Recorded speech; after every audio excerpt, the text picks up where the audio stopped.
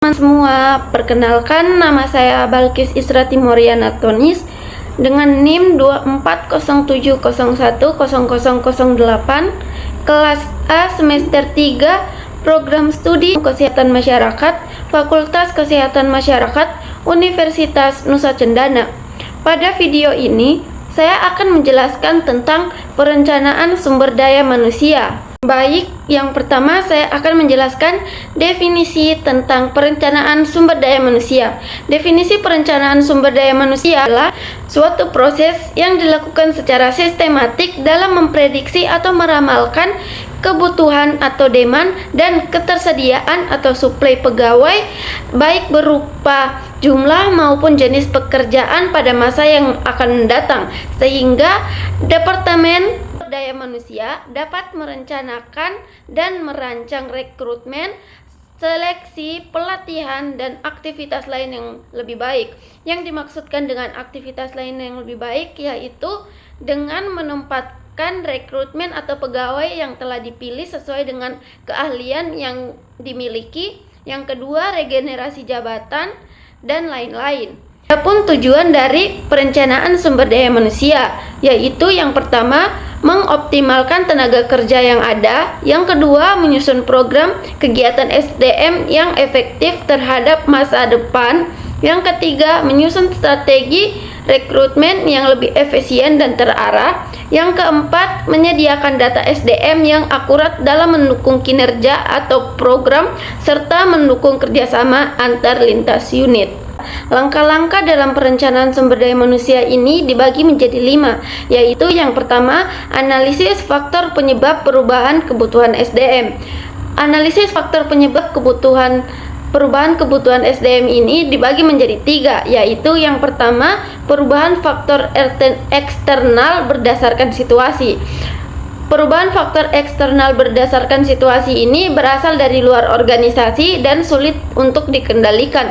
Contohnya seperti kondisi ekonomi di mana terjadinya inflasi atau resesi. Yang kedua, kebijakan politik di mana terjadinya aturan ketenaga kerjaan yang baru atau perubahan peraturan ketenaga kerjaan. Yang ketiga, contohnya adalah perkembangan teknologi di mana terjadinya otomatisasi dan digitalisasi. Contoh yang keempat yaitu persaingan pasar, seperti terjadinya munculnya pesaing baru dalam berbisnis, sehingga dampaknya adalah organisasi harus menyesuaikan jumlah, jenis, dan keterampilan tenaga kerja agar lebih relevan. Yang kedua, penyesuaian berdasarkan keputusan internal yang dilakukan. Pada penyesuaian ini berasal dari dalam organisasi untuk mendukung strategi bisnis. Contohnya adalah perubahan dalam strategi bisnis, penyesuaian anggaran atau ramalan penjualan. Yang ketiga, ekspansi usaha ke wilayah baru. Yang keempat, perombakan struktur organisasi atau desain dalam melakukan pekerjaan, sehingga dampaknya adalah mempengaruhi kebutuhan SDM baik dari segi jumlah maupun kompetensi. Yang ketiga, perubahan dalam jumlah dan status pegawai yang tersedia. Hal ini dapat terjadi karena dinamika dalam jumlah atau status pegawai yang berubah. Contohnya adalah adanya pegawai yang pensiun, mengundurkan diri atau resign, PHK, meninggal dunia, dan lain-lain. Dampaknya adalah berkurangnya tenaga kerja sehingga perlu rekrutmen baru dan redistribusi pekerjaan.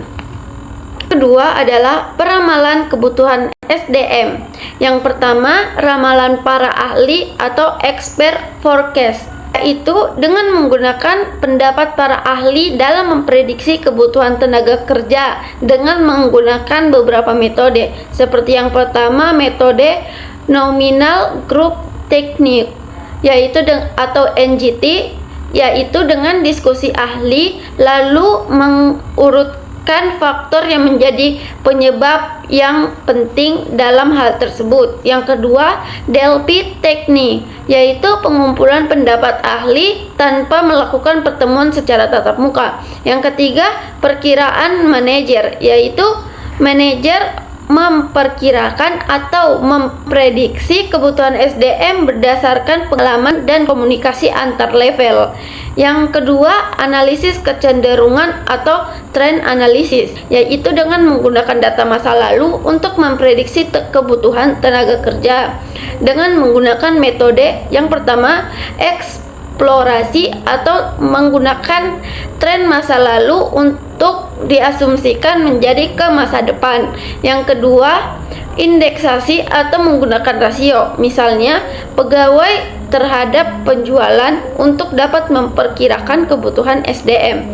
Yang ketiga, budgeting and planning analysis, yaitu dengan perencanaan SDM berdasarkan anggaran yang disetujui atau yang tersedia serta pembagian jumlah pegawai di tiap departemen. Yang keempat, new venture analysis, yaitu dengan menentukan kebutuhan tenaga kerja untuk usaha baru dengan membandingkan pada perusahaan lain yang sejenisnya.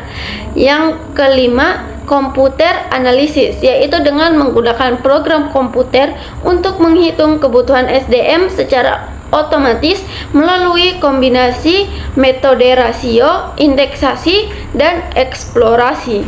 3. Penentuan kebutuhan sumber daya manusia di masa yang akan datang, yaitu dengan melihat jumlah dan kemampuan yang dimiliki pekerja untuk dapat dinilai dalam jangka waktu pendek maupun jangka waktu panjang.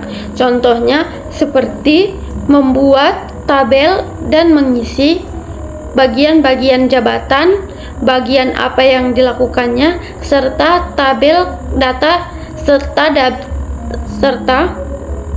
serta tabel penilaian kemampuan individu-individu tersebut atau para pekerja tersebut.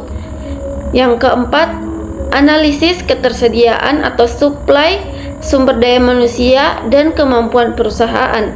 Dalam hal ini, melakukan proses pemeriksaan tenaga kerja yang tersedia, jumlah dan jenis pekerjaannya dengan menggunakan dua teknik, yaitu replenishment chart dan replenishment summary, serta memperkirakan ketersediaan sumber eksternal yang dipengaruhi oleh berbagai faktor. Pun proses pembuatan replenishment chart dan replenishment summary.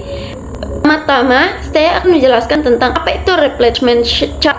Replenishment chart adalah alat untuk memetakan posisi jabatan dan siapa yang akan siap menggantikannya bila terjadi kekosongan.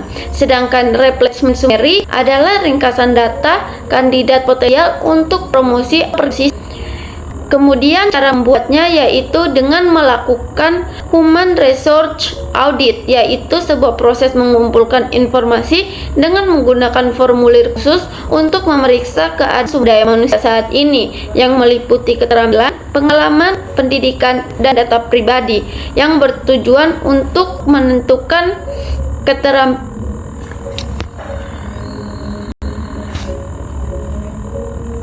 dua hal yang dapat dinilai, yaitu yang pertama non-manager yang disebut dengan skill inventory.